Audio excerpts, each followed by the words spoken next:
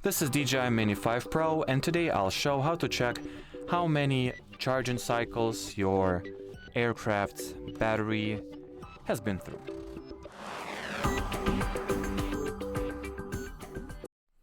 So to check how many charging cycles the currently inserted battery had in its lifetime, you will first need to enter the Fly interface, make sure that everything's switched on, connected, you know the deal. Now go to settings by tapping at those three horizontal dots, select the safety category on top, scroll down and look for the battery info. And here precisely where you can check how many charging cycles your battery has been through. Mine is brand new, so 0 checks out indeed. Anyway, as far as this video goes, that'll be it. So thanks for watching and bye bye.